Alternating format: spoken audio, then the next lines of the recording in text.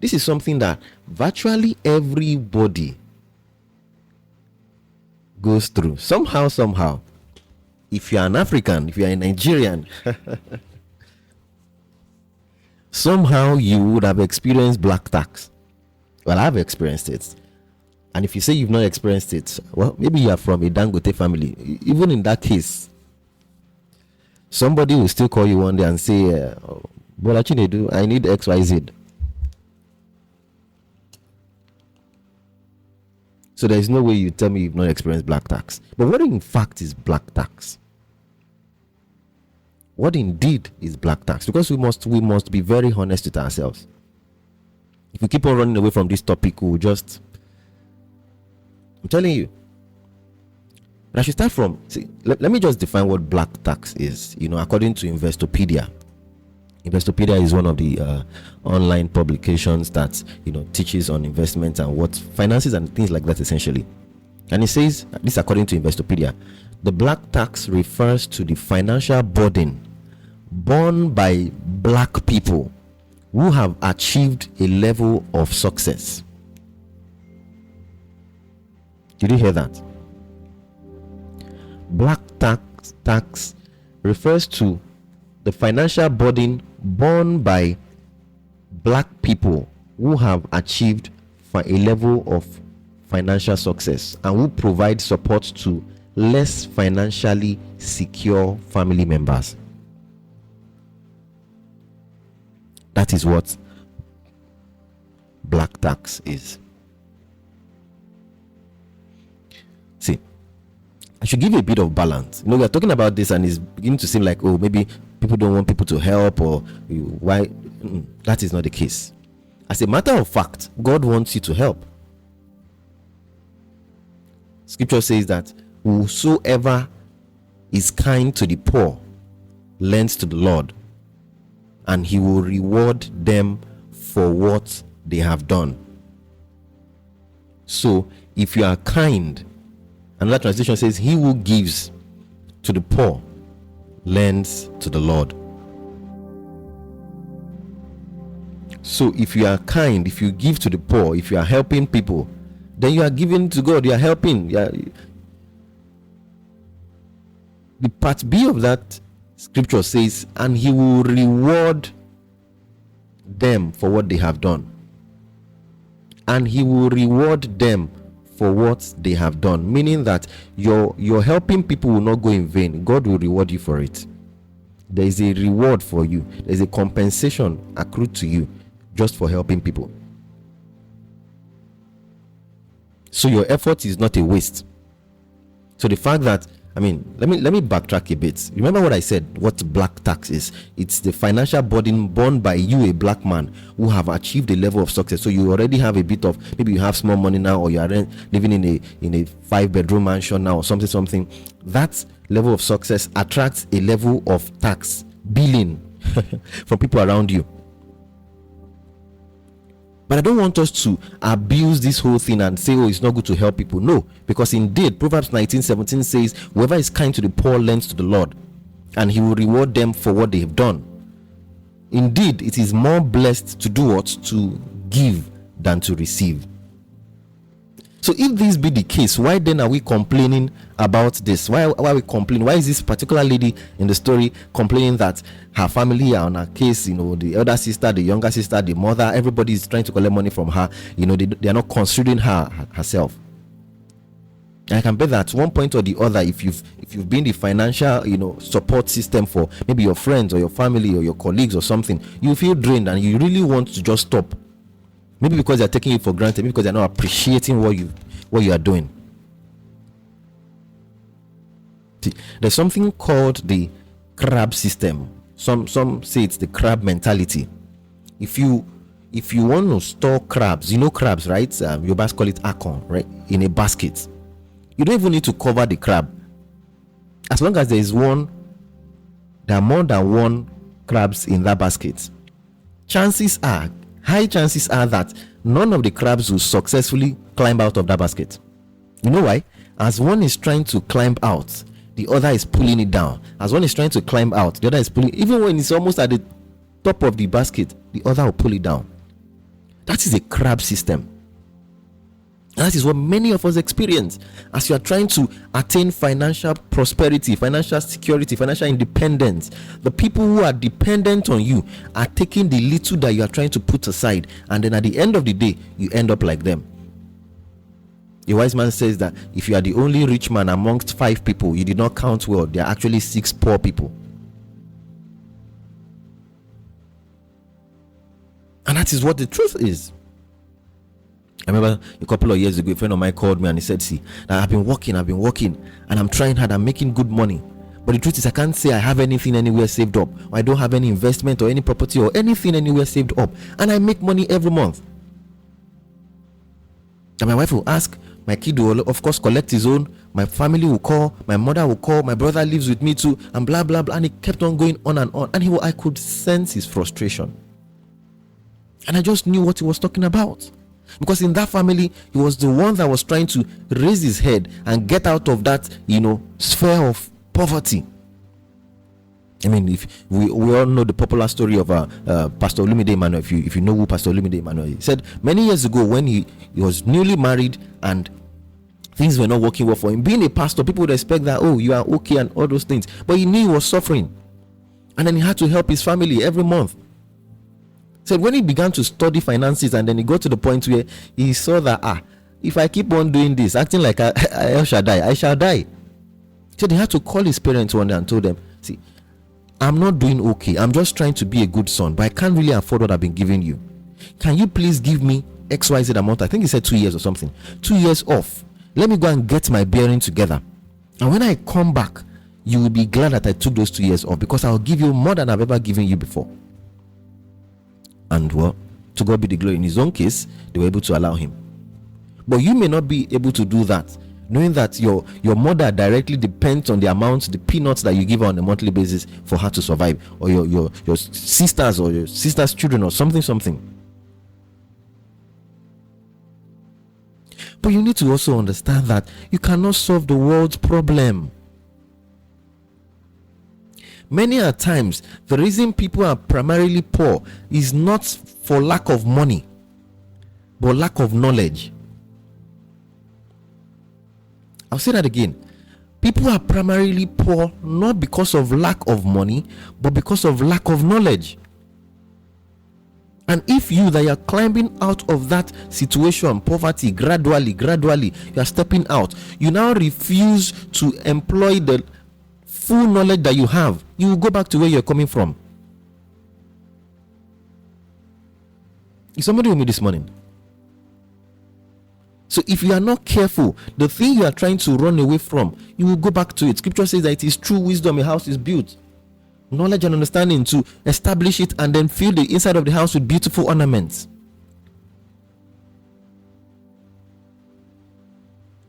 Have you realized that the fact that you've been helping someone, say there's this person who you have on you, who you have been helping, maybe a friend or something, and you've been giving him money for the past 5 years, 10 years, and he's not out of, he will still keep on calling you. So do you think that your money is really helping him? I heard a story. I don't know how valid this is. It said many years ago, maybe that was the origin of the Golden Jubilee celebration. I think I read it in a book somewhere. That many years ago, they would collect the wealth of everybody in the city, everybody in the town or something, and then share it equally. So for those who had billions, millions, thousands, hundreds, they collect everybody's money, put it together, and share equally between everybody, just to ensure that there is equity. And what they realized is, after 50 years, the same set of family that were initially very wealthy will be the same set of family that will become wealthy. And it's not like they kept something somewhere that they didn't tell them or that they didn't disclose. But they realized that the poor guys 50 years ago will still remain the poor guys 50 years after. And then the wealthy ones who were able to build wealth will remain wealthy, despite having collected everything they owned. And of course, that was what led to the Jubilee celebration. But what that taught was that money, the availability of money, is not what makes a person rich. So that you've been helping these people doesn't mean that they will get out of poverty. So if you are realizing that now that you are helping them and they are not getting out of poverty, and you are even getting close to poverty, you should press a reset button and do something differently. Is somebody listening to me this morning? And I know, yeah, it's easy to be all emotional about, because it's a very sensitive topic to talk about. I particularly, for one, my parents cannot call me today now and say, oh, they need this, and I'll say no. It's almost impossible unless I really do not have it. So we are all in the same WhatsApp group.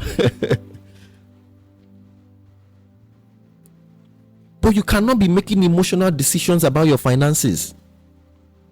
If every decision you make, every financial, in fact, decision you make is an emotional one, you will soon end up in poverty. Because every time someone calls you, you won't be able to say no. It's even worse. For some people, you're trying to help, right? You cannot say no because you really want to help. You feel their plight and you want to help. But for some other people, the reason they are not saying no is because it boosts their ego. It massages their ego. They feel good. They feel important. Their sense of self-worth is born out of the fact that they are helping people. They are showing that they are rich. And that's even a worse situation to be in. Some years ago, a lady told me something. She said, do you remember you told me that it is better to be rich than to let people know that you are rich? I said, yeah. She said, yes. And she gave me the exact location I was, the time and everything when I said that. She said that phrase, that sentence changed her life forever. For a lady who was used to showing off that she has money, she has this, and that every time she did that, someone would always come up with something. Oh, please help me with this, help me with that. But the moment she cut that off, and you see her and you even know she has shishi, she said that was when she started building her wealth. It's better to have money than to let people know you have money. Are you going to become stingy? No.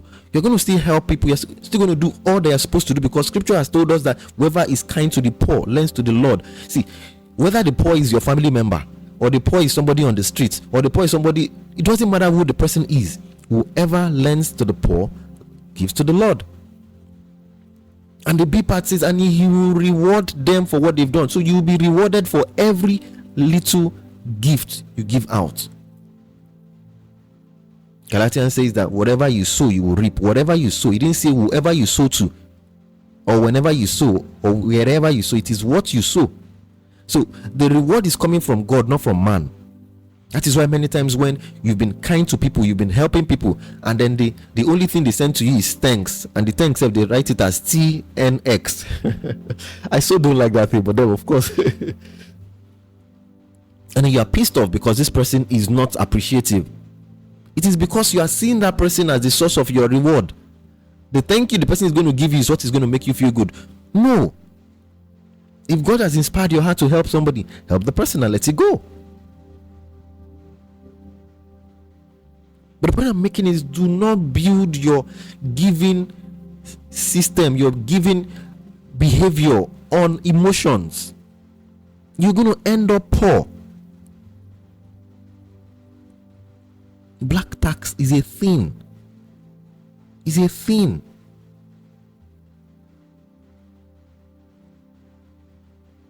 There are some people who, no matter how much you give them, no matter how much you help them, they will not change because they are not really willing to change. Remember, I said the challenge many times, the reason people are poor is not exactly because they don't have money. It is exactly many times because they don't have knowledge.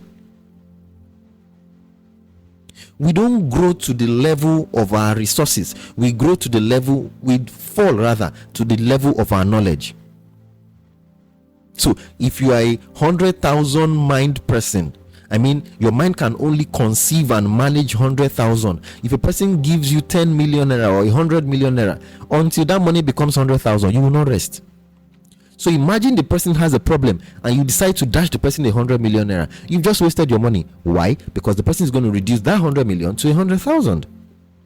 But someone who has a mind of 100 million or even say 10 million naira, if you give him a million naira or even 100,000 naira, you will realize that in a matter of time, he will multiply that money to the position of his mind, to the level of his mind.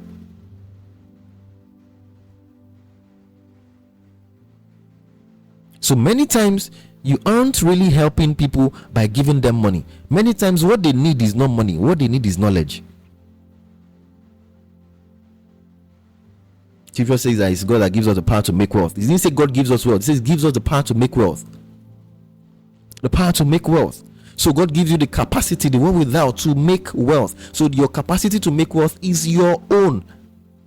God gives you that capacity, but the making wealth process is yours to do. Is yours to do. It's not God's to do.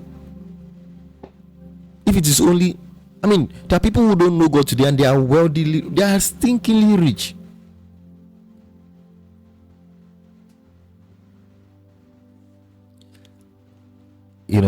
There's this story that broke on the internet some time ago about two young guys who they had a job with one of the fast food spots, and they were security guys, and then they were dancing on duty, and for that reason the organization sacked them, and the whole internet went agog saying, why would they sack them, this and that. Actually, I could not see anything when I was seeing that story, because I felt sad that people will be thinking in this manner.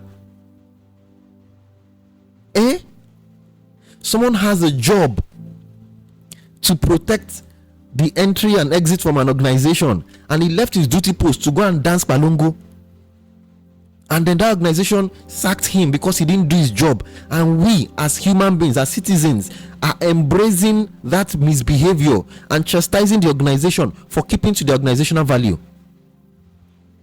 That tells me the state of people's minds and why many people run businesses that would never succeed. Because each time you open your mouth to talk, or you bring out your phone and you type something as a comment, you are really telling us how you think and who you are. So if you are accommodating and condoning behavior of members of staff of an organization, there is high chance that you will condone it, you embrace it in your own organization, and there is no organization that will grow that way. So a certain religious system, picked up these guys and then sent them abroad and sponsored them and everything. And they in turn, because they've not built capacity for the level you are putting them into. Imagine taking a primary 6-year-old, a primary 6 student to go and be a lecturer in a university. No matter how sound that primary 6 child is amongst his peers, let him be the one being in first position from age 0 to that point, from class 1 to that point. He doesn't have the capacity to do beyond his level. So let the person grow. What you need to grow is knowledge, not money. Did somebody hear me? What you need to grow in life is knowledge, not money. If every time you have a problem you throw money at the problem, it shows me that your thinking capacity has an issue. And this is no insult to anybody, it's just what it is. Many years ago I was working in an organization, and I had the chance to go help the chairman of the organization fix an internet issue in his home. So I went there, and when I checked the whole thing, and so this is what we need to do. We need to buy this, and when I met the man, I said, sir, we need to buy this thing, and we need to buy this other thing, and buy this thing, and buy this thing. And I was saying buy. And this man was looking at me like, he said, young man, are you supposed to be buying?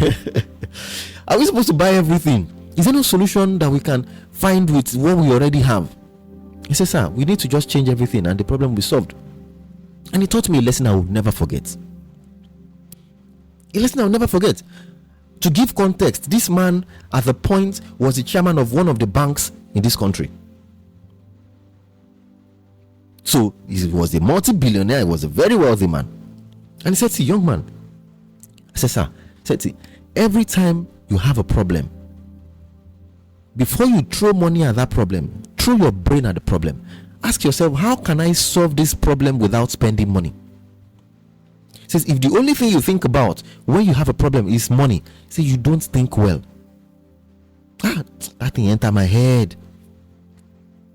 Say, throw money at the problem, not throw your brain rather at the problem, not money. And guess what? True to what he said, we solved that problem without spending as much money. Because when I got there, I was like, this is basic stuff now. Let's change this equipment, buy this other cable, and everything will be fine. But I said, no. You're going to solve this same problem without spending money. So it's no surprise that he was a wealthy man at the time. It's no surprise.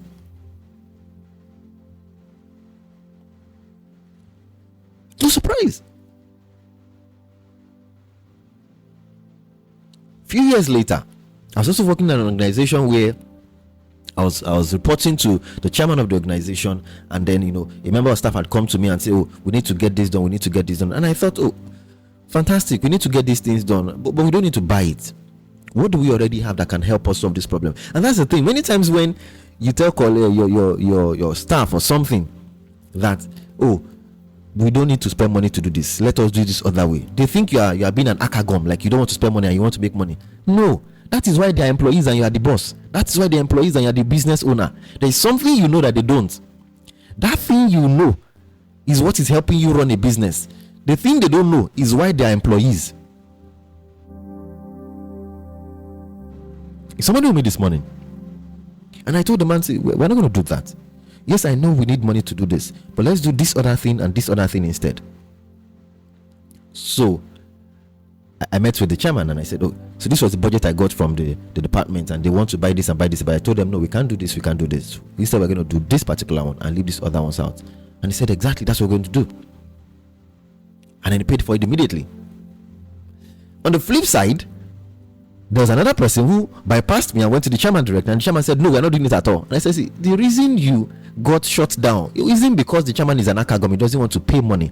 It's because you do not understand that you don't always solve problems with money. If money can solve all problems, you wouldn't have been employed. He would have packed a stack of money and put it on your seat, your office, and then the money will start doing the work. The reason you're employed is because you have a brain and you can do what money cannot do. That is why you're there." And I don't want to digress because we are talking about black tax this morning, but it was important that I share that perspective to help us see that many times when people don't have money, when people are poor, the primary reason they are poor, what defines them as being poor, many times is not the fact that they don't have money. It's not the absence or the lack of money. It is the lack of knowledge. It is the lack of knowledge. Is that they don't have the prerequisite knowledge for the level they want to play at. And of course, if you don't have that kind of knowledge, you end up in penury. So for the lady who she's making a lot of money on a monthly basis, but everybody in the home, including friends and everybody, depends on her, which is a good thing. To be honest about it, we're in Africa, we know there's poverty all around, so you have to help people. But I'll tell you how to get through this kind of situation. And this was exactly what I told my friend many years ago when he shared his story with me. Because you need to understand that in the process of helping or saving people, you should not kill yourself. You should not lose your own life in the process of helping or saving people. Now here's the hack, because I want us to go back to the phone lines, and I want us to discuss further. And so for those who called earlier and then shared their opinions on what they think the lady should do, I want you to call again after hearing this and let us discuss this all over again. If 100% of your income is not sufficient for you, 90% will not be sufficient. I'll take that again. If 100% of your income isn't sufficient for you, 90% won't also be sufficient. You know why?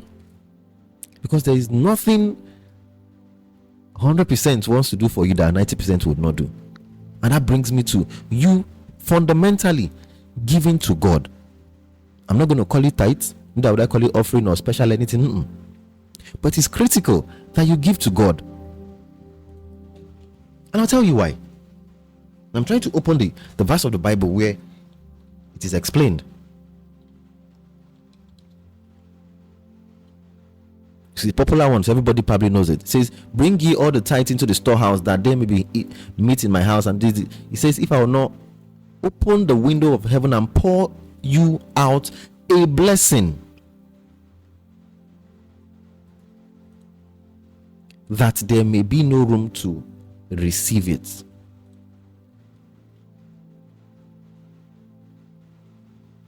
See, whenever you give to the Lord, what you are doing is showing the Lord that you acknowledge that He is your source and not your job. That God is your source and not your job, and not your business. Because there are people who are doing the same things you are doing, have the same jobs or run the same business, and they don't make the kind of money you make. That is proof that it is not the business that is really giving you money. A wise man once said that business is spiritual. Everything in life is spiritual, including business. There's two people who open shops side by side. One will sell, the other will not sell. It's a spiritual thing. So you giving back to God is a testament of your trust in God. It's a testament of the fact that you know God is the provider.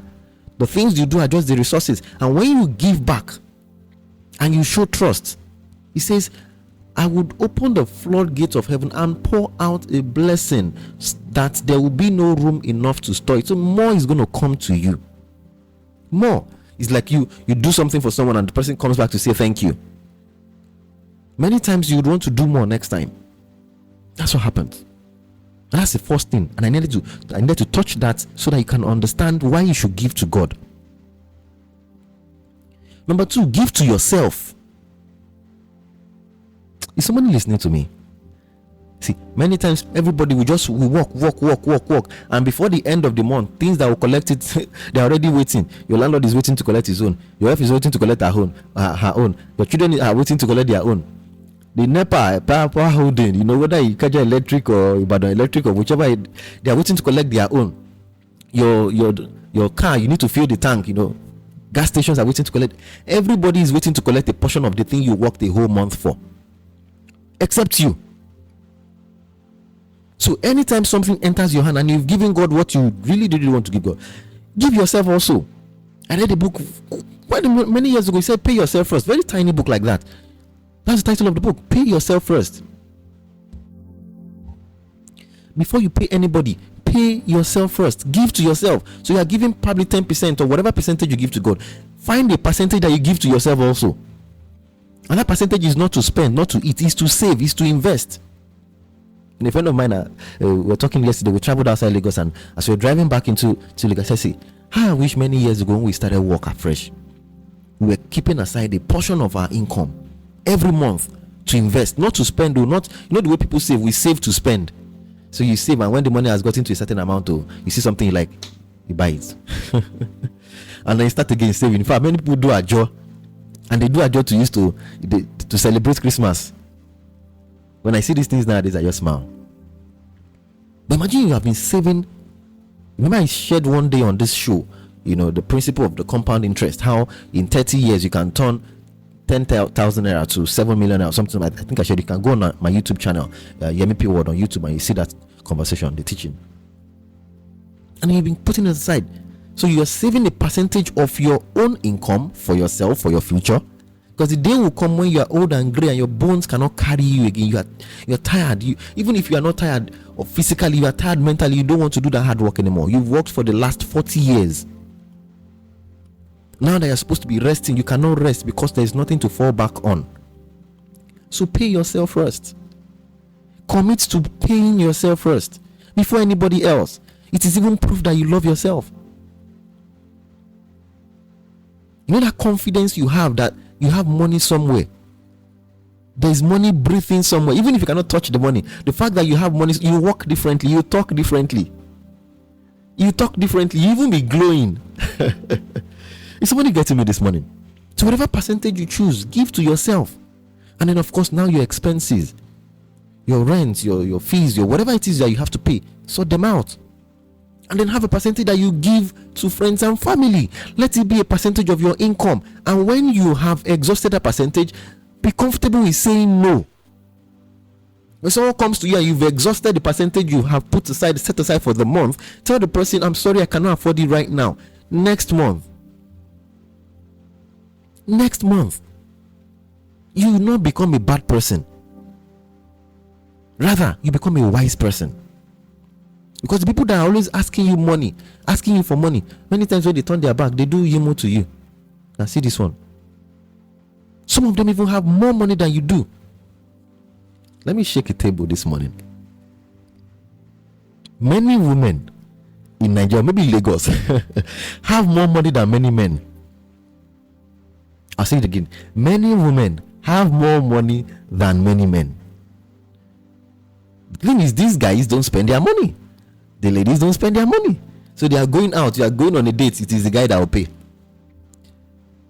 This one is the guy. Birthday comes, is the guy. Many times, I'm not saying there are no ladies who do stuff, of course. Let's be honest. But predominantly, men take responsibilities for all these things, and the ladies keep their money. So sometimes the people you are giving money, they even have more money than you. But because they know you will not say no, you don't know how to say no. No is your biggest problem. There's no in your own dictionary. You've cut out that part where they wrote no and threw it away. So they keep on asking you.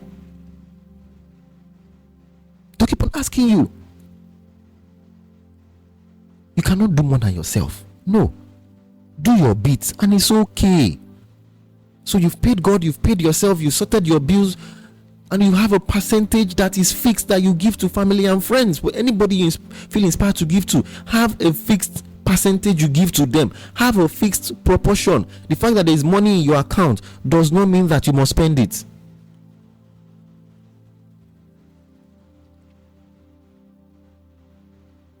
Somebody told me this morning that there is money in your bank account does not imply that you must spend it. Let the money breathe. Yeah. Let the money breathe. I'll say it again. The fact that you have money in your account does not mean you must spend it, does not mean you must touch it. Let that money breathe. Leave the money aside. Leave it. Don't touch it. Be looking at it there. Put it in maybe a savings investment, whatever you want to put it, and let it be growing. Just leave it there. You must not solve the whole world's problem. No, you are not El Shaddai. If you try it, you shall die. And I'm going to close this in a few seconds, but I need to say this important thing before I go. Because this is why a lot of people run into problems. You help people, but you in turn then run into problems. One of the great men in this country I listened to many years ago said something. He said, whenever someone comes to you for help, ask God if you are to help that person. Did somebody hear me? Ask God, am I supposed to help this person? Should I help this person? I know that is not cultural. I'm probably shaking a table today that why would you be asking God if you should help someone or not? See, the reason is sometimes when someone comes to you for help and you are quick to help the person because you can afford it, or because you feel emotionally responsible for the person, or obliged to help the person, or they've even emotionally blackmailed you into helping the person, what you've done is truncate God's plan in the person's life. The person may be going through a season where he needs to learn how to manage money, for instance, or learn how to make money, or learn how to be disciplined with money, because a person's money behavior tells you a lot about what the person is. Money is one of the top reasons there are divorces in the world today. I'm telling you, I know. So it's not everybody that comes to you for help that you should help. Sometimes God doesn't want you to help them. In some other cases, you should help them, and even help them beyond what they're asking for. But take a moment to pray and say, God, what are you saying? What's this about? Quick example. So when was it? October 1st. Yeah. October 1st. I was at the Covenant Nation. They had this October 1st event that they do, the platform, and I like to listen to the different speakers. And at the end of the day, my friend and I sat outside the auditorium. We're just having a conversation. It's been long. We met in church, after a long time, and we're just gisting. And one guy walked up to me and then he said, "Oh, please, sir, I need money. I need this and that. I'm supposed to do this." And I looked at the guy, and something just told me that this guy is not genuine. He dressed well. He actually dressed well, spoke well, sounded convincing. But I knew in my heart that there was something wrong with what this guy is saying. I told him, you know what, I don't have any cash right now, but just chill for me. I'm having a conversation. When I'm done, I'll use POS and give you whatever I can afford, because I just want to give him and just move on. So I gave him something very small, something way smaller than he asked for. So I did give him, and my friend said, why not? I should have given him. Can't you see the way it was? I said, if you have, give him. Me, what he's asking for is not what I cannot give him. But I feel in my heart that he's just trying to scam me and all, but I'll just give him something smart and move on. That will not kill me. So I left. And then they had the service later in the evening, but I had left because it's not my church. I left. My friend called me later at night after the service. He said, you were right. You know that guy. After the church service in the night, he was still asking another person for the same thing, and I saw him twice. You think that is and I know that is a common thing in Lagos. But at that point, I knew there was nothing that could point to the fact that this guy was coming, because he looked too responsible, he looked too genuine to not want to help him. But I just knew that there was something fishy about this, and I wasn't going to do it. So many times it's not, you are not El Shaddai, you shall die. Keep the little you have. Help, give a proportion. If it is 20% of your income that you want to commit to helping your friends and family, put it aside. When that 20% has just, it's okay. It's okay. Is somebody with me this morning? So black tax can kill you if you don't apply wisdom. So the balance here is, I'm not saying don't give, but I'm saying give with wisdom. Give with wisdom. And when you give, do remember that you are giving unto the Lord and not really to the person, so that when nothing comes out from what you've done, you won't feel hurt that they've taken advantage of you. Is that okay? Can we agree on that together this morning? That we'll be cheerful givers, but then we'll be discerning givers. We'll not only give because we have, we'll give because we have the heart. And God will help us all in Jesus' name. Now, I'd like to take calls now. For those who have been calling, while the conversation was going on, I'm sorry I couldn't pick, of course. Do call me now, 0700 903 903 903. 0700 903 903 903. Hello, good morning. Can you please turn off your radio set? Hello, good morning. Yeah. I want to ask you a question. Sorry. Go ahead. What if somebody you know actually that this person is somebody that struggles enough, and what is coming for you just to borrow, not that you will not pay the money or she will not pay the money, and he wants to seek for support, maybe some business of 10 million that he wants to do. So what is his or her is 5 million, and he wants to ask for support, and he know actually that he will pay. Thank you. Fantastic question. But that's not a problem. That isn't any problem. The person is attempting to borrow money from you for business. The person wants to borrow money for business. Then you treat it as such. There must be an agreement you enter into. That is not black tax. The person is not taxing you. The person is just seeking help to fund a business. And if it's business, there should be return at the end of the day. And then you should get something back. You should get interest on it. Because that's pure business. If it's that the person is going to give you a quota, a part of the company, in fact, that's pure business. But I will answer more. Hello, good morning. Hello. Hello, good morning. Please do also call me back, 0700 903 903 903. See, if someone is coming to borrow money from you, first off, you need to check out. The person should have a track record of having borrowed and returned the money. Some people borrow and you, even if you call police will say, let me pay small. You have so. See, there was a year I needed some money for something. I couldn't get the whole money, and then I called a cousin of mine. Please, I need this money. Help me. And he said, I don't have it, but I'll help you get it. And then I got the money from him. And the following month, I sent the money back. And he called me and said, see, you are the kind of people who should be borrowing money, lending money, because you said you're going to give me back this particular time, and you gave him back exactly when you said you're going to give me. So you just check out the integrity level of the person. When the person says something, does he keep to his word? And you would know in minute things, because how a person does anything is how he does everything. So someone that says, oh, I'll be with you by 2 o'clock and doesn't come until 5 o'clock, and when he comes 5 o'clock, he doesn't feel remorseful. He just but you shall know how they go. You can tell that when the person has a big issue, the person also will not have integrity. Or the person says, anyone who cannot keep to his word in minute things will not keep to his word in big things. That is how it is. That is how it is.